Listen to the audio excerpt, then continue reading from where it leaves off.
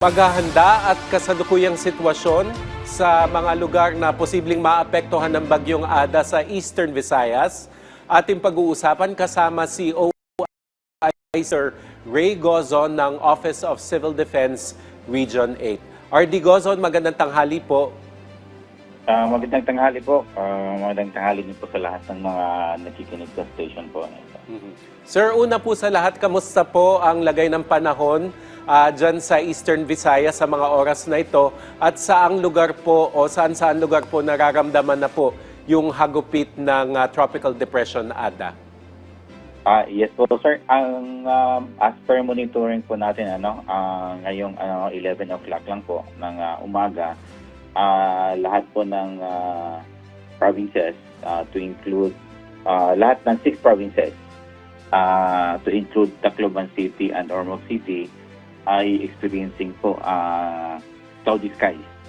So as of this time po, hindi pa po maulan, although kahapon may mga areas po na naka-experience na paunti-unting pag-uulan.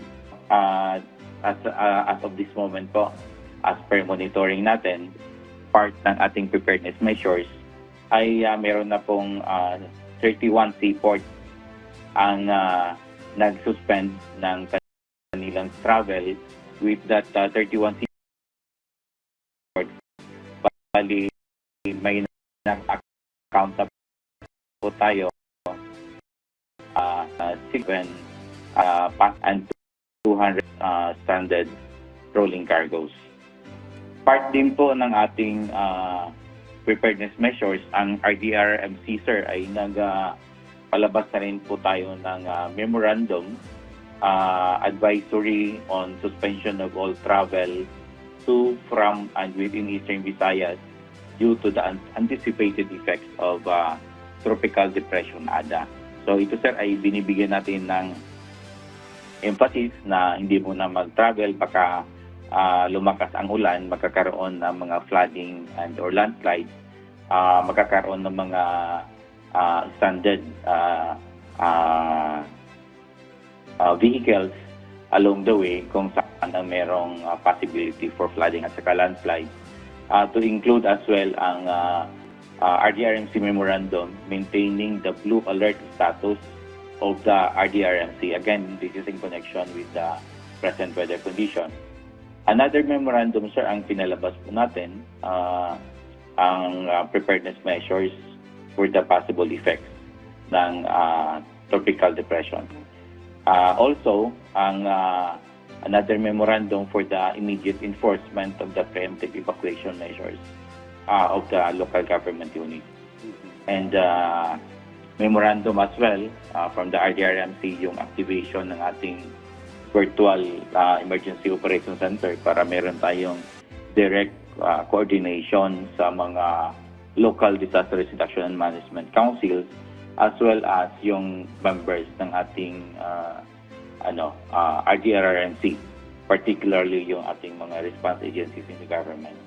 To include as well, sir, yung isa pang memorandum ng RDRMC, implementation of no-sail policy, restriction of water activities, and storm surge preparedness measures. Again, this is in anticipation of the present weather disturbance, which is the Tropical Depression Ada. And as well as, sir, as per monitoring natin, sir, as of 12 noon, meron na po tayong 20 local government units na nag-suspend po ng mga classes. So 7 po from the province of Samar, 6 from the province of Eastern Samar, isa from Leyte, and then 3 naman din po for the province of Northern Samar, and 3 din for the province of Biliran. So yan po ang as per monitoring natin, sir, as of this time. Director, himayin lang po natin ng konti yung nabanggit yung preparedness measures, no? So, kamusta po yung supply ng pagkain, yung tubig po, yung mapagkukunan po ng kuryente, pati po yung mga pamamaraan po ng komunikasyon sa sakaling aberya bagyo? Hindi ko pala nabanggit, sir, nagkahapon ng pre-disaster risk assessment meeting, and pinag-usapan din po yung mga pre-positioning ng food ay po yung ating regional DSWD to augment if and when kailangan ng support coming from the affected local DRMCs. And ang ating DICT po ay may nag-distribute po sila last year, yata kung hindi ako nagkakamali, nag-reposition na po sila ng mga Starlink doon sa lahat ng local government units in the region po. So that's part po ng ating preparedness measures doon sa LGUs in the region. And as of this time po, wala pa naman po tayong na-monitor na may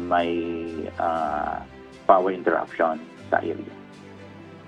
Nabanggit nyo rin, sir, yung pagsuspinde ng sea at land travel. So, kamusta naman po yung mga komunidad, halimbawa doon sa coastal areas at doon naman sa upland na posibleng maapektuhan po ng mga pagbaha at landslide? Paano po sila pinaghahanda? Ito naman din po, sir, ay particularly in coordination sa local sa concerned local DRMCs, kasi sila naman din po ang nakakaalam kung ano yung mga areas na prone to flooding and landslides based doon sa kanilang hazard maps.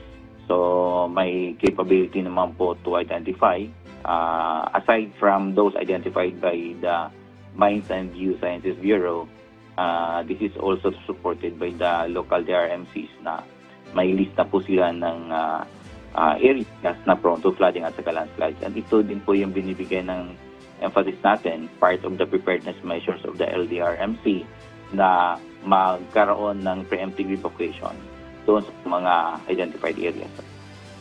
Ayan po, nabanggit nyo yung preemptive evacuation.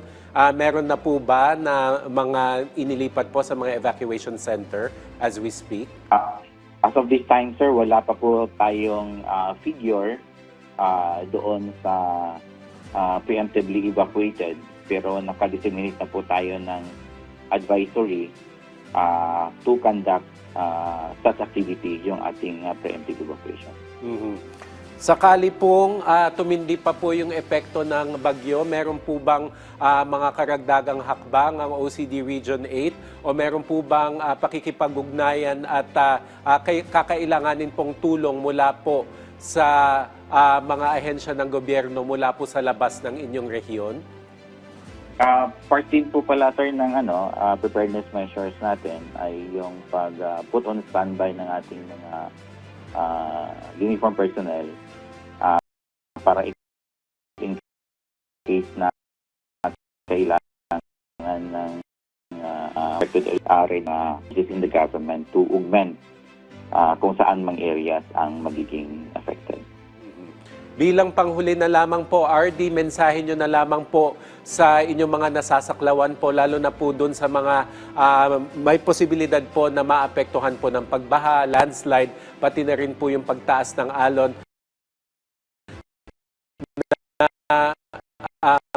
Mag-ingat po sa bagyong Ada. Sa lahat ng mga kababayan natin in the region na makinig po sa official advisory na binibigay ng Pag-asa, ng Mines and Geosciences Bureau, and directly coordinate with your respective barangay DRM committee or the local Disaster Selection and Management Council through the local DRM office para po mabigyan ng kaukulang guidance kung saan sila pwedeng ilipat if and when identified na prone to flooding or landslide or storm surge po yung area kung saan kayo nakatira. And for the local DRMCs naman po, alam ko naman po na proactive na po yung ating local DRMCs.